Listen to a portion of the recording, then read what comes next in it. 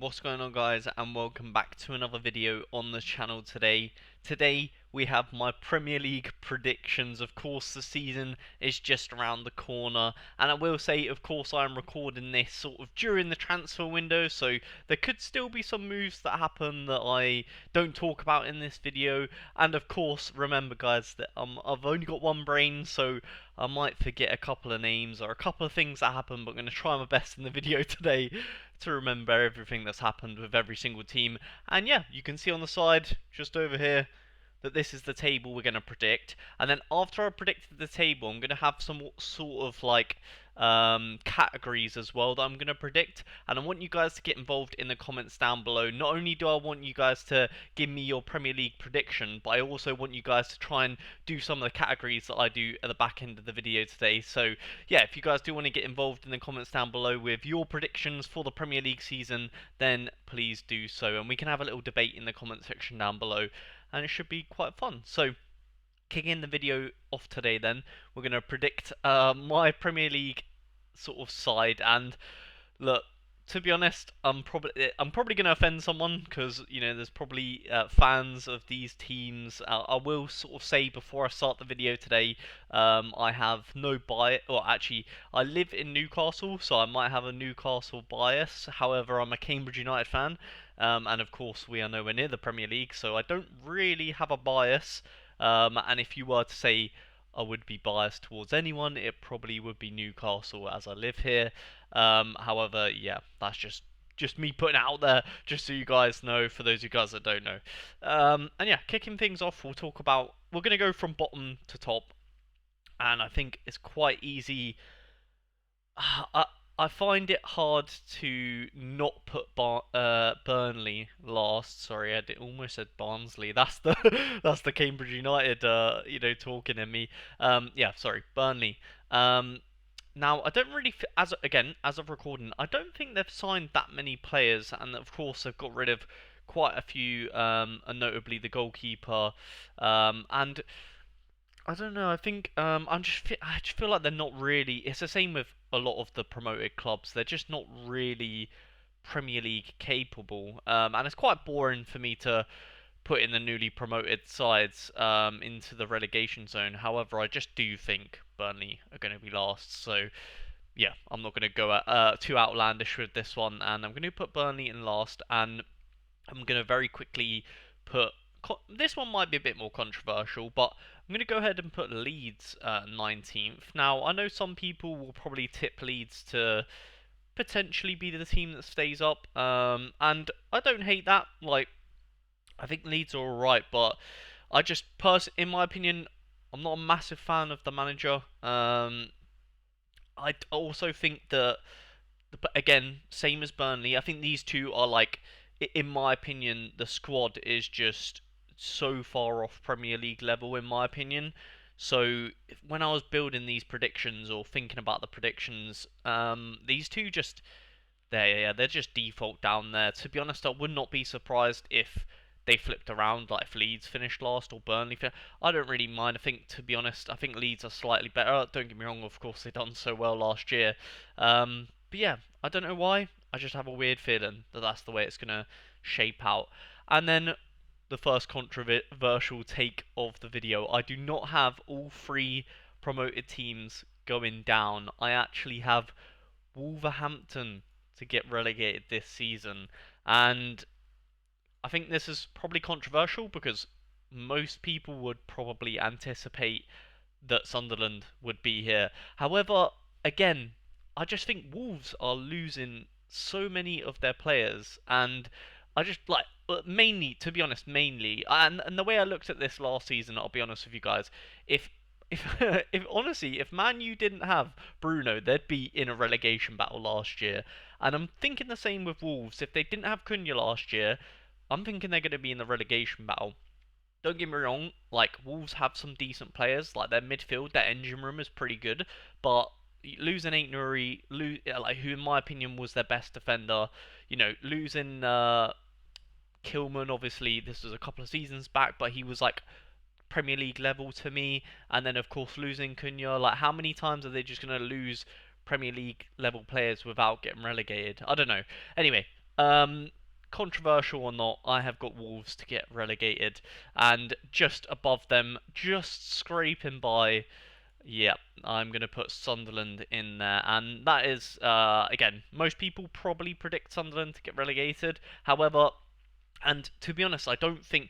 I will say this: the bottom four, I think, are going to be so, away away from the rest, if that makes sense. Like, in my opinion, these four teams, I would consider it a shock if these four teams didn't finish in the bottom four, if that makes sense. So yeah, I've got Sunderland just to survive, and the reason for that is, of course, because they have had a fantastic transfer window. The only downside or negative you could say to their transfer window is a lot of the players they're bringing in are very young, of course, not Premier League proven. They're taking big risks, but I feel like that's a good thing for you know, for a team that's, I wouldn't say, I'd say favourite to get relegated, to take risks and big risks like that. I think sometimes a good thing. It can sometimes work in your favour. We've seen clubs like, Brentford and clubs like that come into the Premier League and take a bit of a risk, get a player that might be able to keep them in the league, and then they sort of build from there. You know what I mean? So yeah, weirdly, I think Sunderland might be okay. But like I said, I think this bottom four is pretty set in stone in my head at least. And then yeah, my next club, controversial probably once again, and these are, it's going to be a big underachievement for them, but I'm going to go with Fulham. And yeah, purely for the reason that their transfer window just doesn't really excite me. I just, yeah, I don't know why. Don't get me wrong, I don't really think they're going to be in a relegation battle, weirdly, even though they're 16th.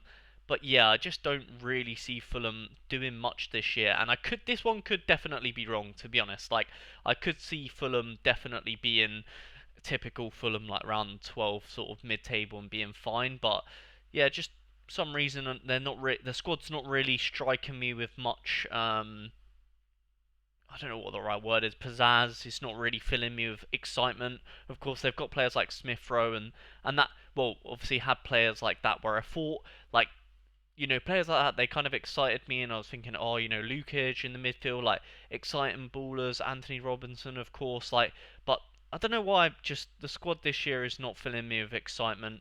Maybe they bring in someone, like, as of recording this, and by the time it's out, maybe they, bring in a big name or something that makes it a bit more exciting. But yeah, some reason they're just not filling me with that much excitement. So I'm going to go 16th for them. And then up next, I think this is a pretty a bad. Well, I don't know. So I'm going to go with Brentford. I think a lot of people would predict them to be relatively low because, of course, they lost Thomas Frank. They lost Embuemo, which are, again, like, two big parts, same as Wolves. They've lost two big, parts in their team. And Wissa, time of recording, hasn't gone anywhere. However, is heavily linked with Newcastle and a move away. If Wissa moves, which would, I'm kind of anticipating that he will. I think Brentford are really going to struggle, to be honest. I know they've got Kevin Schade, who's fantastic. Even Flecken's left them as well. Sepp van der Berg could be a good one. Like, looks like he potentially is breaking through, but the manager doesn't fill me with excitement. Of course, I don't think. Yeah, he's definitely not getting any Premier League. I don't think he's got any managing experience. Actually, I was about to say, yeah, I don't. I think this is his first job, so could be a bit of a tough one for Brentford. Maybe I've predicted them too high. I don't know. I think 50. Brentford. The thing is, Brentford, they're such a well-oiled machine. I feel like they're not really caring about the name. The way they've built the club, they don't really care about the names. It's more just like the system, and I feel like the system's pretty good. So yeah, I think 15th is fair. I don't think Brentford fans would be too upset with that.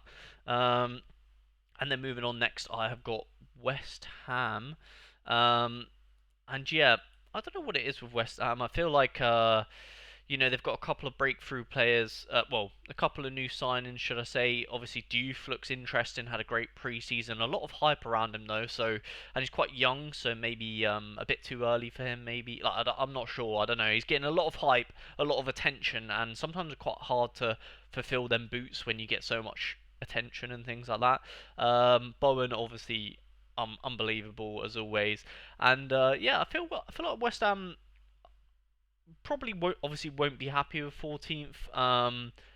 But yeah, I mean they're getting inside like obviously Callum Wilson. I'm not really feeling like them types of signings. Although their team has been, they've spent a lot of money in the past, but yeah, I'm just not that inspired by Graham Potter either. Yeah, West Ham 14th for me. Moving on next, we've got maybe I don't know what the right word is, but it's a maybe a surprise from last season, Nottingham Forest, and to this, I guess this would be an underachievement for them. Although I don't know, feel like Forest fans probably acknowledged that they overachieved last season, and they might be quite all right sitting in mid-table, to be honest, Nottingham Forest. So yeah, I've gone with them. Of course, keeping Morgan Gibbs White was essential for them, and them yeah them. I'm not massively sold on. I don't. It's an interesting one for us because obviously we'll talk about it later on in the video, but I feel like because of how good they done last season, they might fall into the trap of expectations and expecting their team to do better than it might start off. So I actually anticipate that Nottingham Forest might end up potentially sacking their manager too soon because of expectations, and perhaps that'll cause them to drop down the Premier League. And of course, this is the hard thing about predictions, as we don't know if the managers are going to get sacked, that and that all that sort of stuff. So yeah, I've kind of anticipated that with Forest, and I'm going to go 13th, which I don't think they'll be too unhappy about. Um, and then yeah, moving up next, I have got Crystal Palace, and of course, they're in a bit of a dilemma as of recording with the whole European football stuff. As of recording, they're getting Conference League, which is going to be quite hard with the travel. So I've taken that into account. In Conference League, you're traveling here, there, and everywhere. So could be potentially damaging to their Premier League season. Of course, like any team that plays Europe and Premier League football, it's always a challenge. I think Palace are a good team. As of recording, they've not lost Eze yet, although I'm surprised he's still there, I'll be honest. I think Palace are great, don't get me wrong, but Eze to me is just a level above. So they've done well to keep hold of him.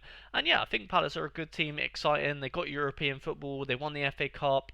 Yeah, a great team. I just think with European, they might sort of. I think the start of the season will be fine, but might taper off towards the end as legs start to get tired and that sort of stuff. So I feel like Palace potentially could be that team that maybe are a bit up there, like 7th, 8th, 9th, that sort of region, and then sort of just taper off towards the end. But yeah, I think Palace fans, what do you think? I think 12th is okay. Yeah, especially if you do well in Europe, of course. And then moving on to 11th now. This is an exciting side. We've got Everton, and to be honest, I struggled to put them. It's a weird one with Everton. I weirdly wanted to put them higher because I just. Okay, a couple of reasons. First of all, David Moyes, I think, is doing a great job there. Second of all, they've got Tieno Barry, who looks very exciting. They've got Eleman Ndiaye and McNeil out wide, who I rate very highly. And then there's rumours, again, as of recording, they haven't got Grealish, but if they get Grealish through the middle, that is a scary prospect. Like a very good Everton side. Dewsbury all in behind. Branthwaite, Pickford, yeah. Obviously, Branthwaite a little bit injured at the moment, but just in general, Tarkowski. I just feel like that Everton team, on paper, everything about it looks fantastic, and of course, new stadium, all that sort of stuff like on the horizon, and yeah, I don't know. Everton, it's like I wanted to put them higher, but I couldn't based on last season and well previous seasons. But I also couldn't put them lower because I feel like that team is just very exciting. So yeah, I've gone with 11th, but I would really, really not be surprised if Everton were higher. I just couldn't do it to myself. I couldn't put them any higher because if I put them too high and then they do bad, I'm going to be like, damn, obviously. But yeah, I've gone with Everton for 11th. And 10th, I've gone with another team that I think are fantastic, and it is Bournemouth. And To be honest, again, this could be one. For me anyway. It's always really hard to predict teams like Everton and Bournemouth because I feel like they're either just going to do fantastic or they're not. But yeah, Bournemouth, of course, they've just signed El Kroupi, I think it is, the winger who looks decent.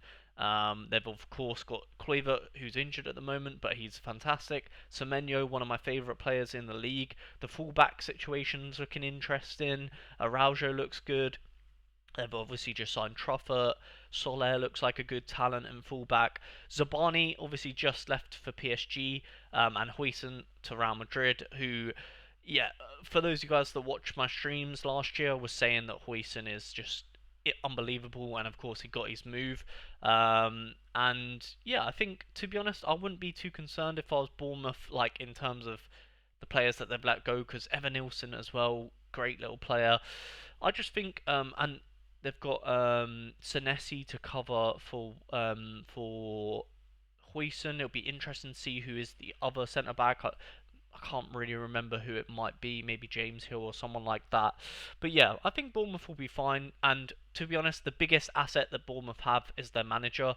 I think Iriola is one of the best managers in the league, in my opinion. So yeah, maybe controversial. We'll see in a year how that one plans out. But yeah, personally, I really like Iriola, and I think he's one of the best managers in the league. So I've gone Bournemouth 10th. We'll see how that plays out. And then up next we've got the good old reliable Brighton and Hove Albion, and the reason I put them there is because I don't know why. Most years I kind of doubt them, but well, not doubt them, but I just always expect them to do worse than they actually end up doing. But this year I reckon they'll be alright. Obviously they've just lost, which is a big blow, João Pedro, and it's correct for them to lose him because he really didn't look like he wanted to be there anymore, in my opinion. But João Pedro is also a phenomenal player.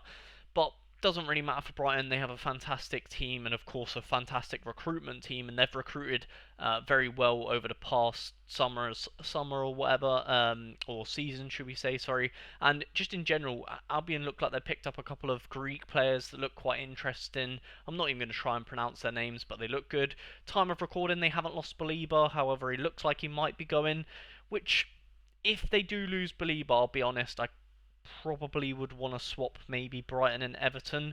However, again, time of recording, they haven't lost Baliba, so I'm going to keep it how it is. But yeah, Baliba is a pivotal part in that engine room. So yeah, Brighton is an interesting one. Yankubu Minta, Mitoma, fantastic, and of course they've got Bossagli and things like that to come in. De Kuiper, who's a fantastic fullback. We know what Verbruggen can do, and yeah, they've got a great team, Brighton. And a great system, and Hertzler, a great manager. They've lost Pedro, a great asset for them, but time of recording, they haven't lost Baliba, so they should be okay. But yeah, I think I will sort of re-emphasise if they do lose Baliba when this video is out. If Baliba has gone to Manchester United, I do think that Brighton probably finish. Maybe where Everton is, maybe more of around the 11th sort of side of things. But yeah, I'm going to leave it how it is though. And up next we have the team that Baliba might be going to, and that is Manchester United. Now, they have recruited fantastically. They obviously needed to. It looks like they're fully buying into the Rumen Amorim whatever ideology, and they've got Mbuemo, Cunha. Yeah, just looks like they're getting rid of a few players that potentially were making the change room a bit toxic. Like Garnacho, Rashford, whoever it is, the players that look like they're just don't care about United, and they're bringing in the new guys, which is kind of needed, necessary, especially after last season. Of course, no European football. They've just signed Benjamin Sesko as well. Yeah, I think United would be. I don't know if they'd be happy with eighth, to be honest. I think they probably want to finish higher. However, and in my mind, I think it's Man U. You should put them higher. They're obviously it's United, but then I have to remember it's United, and they always seem to just not do as well as you think they do in their head. Because obviously we have this ideology that Man U are just this big, great club, but obviously they've in recent years have fallen off a little bit. But yeah, they've got the team. They think they've got the manager. We'll see. I'm yet to really have an opinion on Amorim. I don't really know if I think he's a good manager yet. To be honest, sounds a bit weird to say. I'm kind of waiting to see because last season he sort of inherited a squad that wasn't really, it's not really his squad. I feel like he's put his mark on the squad now. He actually has his team, so I've not really judged him yet. So a bit of a question mark there for me personally. But yeah, his system in general looks decent. Obviously, with the wing backs and the three at the back. So Yoro could have a good season as well. Yeah, we'll see with Manu. I'm gonna play it safe though. I think eighth is a pretty safe place to put them, to be honest. But yeah, and then up next we have got who is I gonna put here? I'm gonna put Aston Villa up next, and I really like Aston Villa, and I like Unai Emery. I think Unai Emery is a great manager, and Ollie Watkins hasn't left time of recording, but he could leave. So I've bared that in mind when I've done these predictions. And I will say that Morgan Rogers is phenomenal. Onana seems a bit hit and miss. He's looks a bit like made of glass almost. It reminds me a lot of Joe Linton, kind of like getting injured a bit, like quite a lot. But he's in the battles, he's in the wars. You know what I mean? McGinn obviously fantastic for them, and yeah, I mean at time of recording as well, Emi Martinez hasn't left, so they've got Bizzett in goal. Don't know how much that changes the dynamic of things. Of course, they've got Ian Matson, Digne, some a great squad to be honest. And to be honest, Villa probably could be higher. Um, but yeah, just for the lack of, I don't know what the right word is, the lack of perhaps players that they're bringing. Of course, they had at the back end of last season the Rashford, the Marlon, the players like that were coming in that they sort of didn't have their best squad until the middle point of the season onwards, and I think that might be the case again with Villa because it looks like they haven't really strengthened the squad too much. Of course, they've still got players like Tillemans and that, like who are fantastic players, and Roger, what you're going to get with Rogers and things like that. So yeah, Villa, I'm going to go with seventh. Let's see. Maybe they sign someone on deadline and make a run for it. And up next, I have got Newcastle United, and to be honest, like I could fully see a world where sixth to eighth kind of like switches around. I think that. Well, to be honest, even I'm going to go ahead and put fifth in here as well because I think fifth through eighth. My fifth spot is going to be Tottenham. Fifth through eighth, to be honest, I could completely accept or agree or see that any of them could be in any order. To be honest, it just comes down to how well they do head to head and things like that. To be honest, I could completely see Tottenham finishing eighth and Man U in fifth, for example. But yeah, I've gone with it this way round, and the reason for that is so Newcastle sixth, time of recording, they've not lost Isak. Looks like he might stay and just throw a sulk on the bench, which will be a big disappointment to Newcastle. Yeah, they've got Barnes, who is essentially going to become an in for Isak because then Gordon will go up top, Barnes will play out wide. In my opinion, of course, Alanga. Then they've got the classic middle three of Joel Linton, who I'm not sure is fully fit actually yet. So maybe Lewis Miley will be playing for him, or no, Willock's injured as well, so it probably will be Miley. And then obviously Bruno G, Tonali, we know what they can do. And then yeah, they've got Lewis Hall, who looks like he's going to be fit for the start of the season, which is great. And then Livramento, Botman seems to be in and out of injury, so probably Burn and Shaw. And of course, Pope Ramsdale, flip a coin. Probably going to be Pope, though. I'm not too sure, though, to be fair. But yeah, I think Newcastle, great squad, just a shame with Isak. It's kind of ruined their whole transfer window. However, Newcastle could drastically change their transfer window in a day or two. Depends, they kind of live and die by the Isak, unfortunately. So I've played it safe and put them in sixth. And then Tottenham looks like the opposite in terms of like business from their end. Of course, Thomas Frank in early. And just to be honest, the whole Tottenham team, it looks solid. They've got solid players. I love to be honest, the only reason they're up this high is because Thomas Frank is probably my favourite manager in the Premier League. So I really hope he does well. I hope he just doesn't go there and flop. So I'm anticipating that he does well. Hopefully he does. And yeah, Bergval is a fun and interesting one. I'm gonna love to see how well he does. Of course, I've got Van der Ven, Udogie, Porro, great players. Madison, unfortunately, out for the season, but I think Solanke will get the job done this season. I think he's had a sort of season or so to settle in, and I reckon Solanke's going to cook this season. That's sort of my what's the right word? That's my maybe a controversial take. I don't know, but yeah. And then in fourth, I'm going to go. This is definitely a controversial one. I'm going to go with Arsenal in fourth, and I know that people probably are predicting them to maybe finish first or second or yada yada. I just don't believe in it. I don't buy into the project. I don't think Arteta's the man that will get them over the line. Gyökeres, great, cool. I don't know. Personally, for me, I just don't see Arteta being the one that gets them over the line. So I'm anticipating an Arsenal drop off this season and probably sacking Arteta. Hey, I'll hold my hands up and say if they win the league, fair play. But yeah, that's just my prediction. So there it is. And then third, I'm gonna put Chelsea. Just because to be honest, third and fourth again, I could see them being the other way around. That's completely fine. Chelsea just, I mean, they're pretty much bought top four at this point. If they don't finish top four, just embarrassing to be honest. Yeah, got about 1 million players. I'm not going to go through all of them. Great squad, obviously. Decent manager, and yeah, should do well. And they're signing all the good like youngsters as well. So yeah, Chelsea, interesting strategy. They could even potentially do better than third because of the amount of players they have. But yeah, I've got them in third personally. Up next, and then, well, I guess the last two then, because of course when I plug in second, you're going to know who I think is going to win.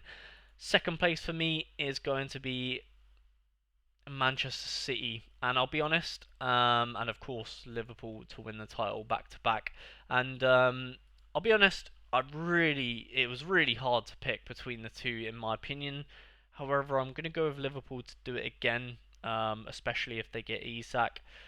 But yeah, they've recruited fantastically. Man City look like they really need Rodri. Time of recording, Rodri's confirmed that he'll be out until September. So yeah, Rodri's not back for a little bit. They've got Teji Reinders, of course. They've signed Cherky, Eight Nori, some good signings from City, of course. Trafford as well, but yeah, I don't think they've got enough for me to get it over the line, and I think Liverpool will get the job done. So yeah, there is my oh sorry, I've just realised my Premier League table. Hopefully it was not out of place for too long. Probably was, but yeah, there we go. Yeah, you can see my Premier League table there, and I'm going to do a couple more predictions to round off the video for today, just to put it out there and see how right or wrong I am. And I'm going to start things off with the top goal scorer. I think the top goal. I'm going to be boring here. I'm going to say Haaland. I think Haaland will get top goal scorer. Isak, just situation's a bit weird, so don't think he'll be anywhere near it. Salah, I just don't, not really seeing it either.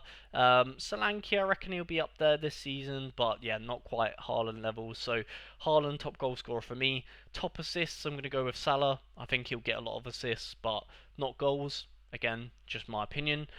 Saka could be up there for sure, but if I'm going based off this prediction, Gyökeres might not hit the ground running, maybe, or yeah. So I think Saka will do well, but and Verts as well could do well, especially if Liverpool win. But I'm gonna go with Salah to win the top assists. Then, of course, based on this prediction, best manager for me is going to be Arne Slot. Although special shout out to Iriola, who I think is a great manager at Bournemouth, so maybe he could be a bit more of an underdog one. And of course, I'm hoping Thomas Frank does the business. And yeah, breakthrough players then. So yeah, let me know in the comments if you've got any breakthrough players. This is quite a hard one to do because I wanted to say players like that are well established, that have come, like for example, Teji Reinders, who's come to Man City. It's like he's obviously already a breakout player, but he hasn't broke through in the Premier League. So do you include players like that? I'm not sure. I'm gonna go with though a breakthrough player of João Pedro, because João Pedro is obviously broke out with Brighton, but I don't think he's considered like a top like Champions League level baller yet, and I think he'll show that this season that he's going to be a top player. So, João Pedro for me, and Rayan Cherki as well. Looks like a great breakthrough, a great player that could break through and do bits at Man City. So yeah, they're going to be my two sort of names. Of course, both youngsters, and yeah. I think they're going to be my breakthrough players. Speaking of youngsters, the next sort of category I wanted to predict would be youngsters that just do well this season. And I've got four names down here. First one, Bergvall. Of course, James Maddison injured, so I reckon Bergvall will be filling in them shoes, and I think he's got the ability to do it. So, Bergvall, a fantastic one. I don't know if you really consider him a youngster anymore, but Morgan Rogers, just week in, week out, looks incredible. Lewis Skelly, of course, for Arsenal. We know what he can do, but again, I think he's going to be one of the top. These are the players that I think are going to be battling for like Young Player of the Year awards. So, yeah. And then special shout out to Lewis Miley, who I think is a great player, and especially if Joel Linton keeps these injury problems at Newcastle, Lewis Miley could be an interesting one to look into. However, if I had to pick one of them to win the Young Player of the Year, I would say I don't think Rogers qualifies for it, actually. I think you need to be under 21. So I'm going to say Bergvall. So yeah, that's what I'm going to go with. Or maybe Lewis Skelly, but no, I'm going to go Bergvall. A bit out there, but yeah. And then overachievers and underachievers. Of course, you can kind of see that with the Premier League table that we've predicted here. So I'm going to go with the underachiever of probably Fulham. Maybe Nottingham Forest. You could see that as an underachievement. Of course, Wolves. I'd probably say the biggest one though is probably Fulham, because you would consider them like a mid tier club, maybe a high mid tier club, but to drop all the way to 16th, that's quite a big drop off. So I'm going to say my biggest underachievers, perhaps Fulham, and then I'm going to say the biggest overachievers this season. I mean, based off last season, you probably have to say Tottenham or United, but I don't really consider that an overachievement, considering the financial aspect of things. So I'm going to ignore Man U and Tottenham because they just have money to put them back in the contention. I'm going to say overachievers of Everton, because I think I've predicted them at probably I don't know. It's Everton or Bournemouth for me. I think them two could definitely do. I feel like I put them at their worst position, if that makes sense. Like I only see Bournemouth and Everton doing better than that. Palace as well, probably in with a shout. But I'm going to go with Everton and pray that they get Grealish, because I love David Moyes. But I love Iriola as well at Bournemouth. Oh, tough one. I'm just going to go Everton. I'm going to go Everton. I'll say Everton are going to be the biggest overachievers this season. And then the last thing I wanted to finish off the video with, it's not really a nice segment, I guess, but first manager to get sacked predictions. And I'm gonna go with Nuno. I think Nuno gets sacked at Nottingham Forest because, yeah, I just think that they might just fall into that trap of overachieve, like they overachieved last season. They're not getting the results they want. They fire the manager kind of thing. They just use him as the scapegoat, and then perhaps they have a bad season because of that. But yeah, there you go, guys. There is all my Premier League predictions. Of course, a little segment at the end just to throw in. Yeah, appreciate if you stayed this long and you're still listening. Of course, remember to get a comment down below and let me know who do you think I done wrong, or who did you guys have? Who do you guys have as biggest overachievers, underachievers, top goal scorers, all that good stuff. If you did enjoy the video today, please do remember to leave a like, subscribe if you're new. We'll catch you guys in a future video. Peace.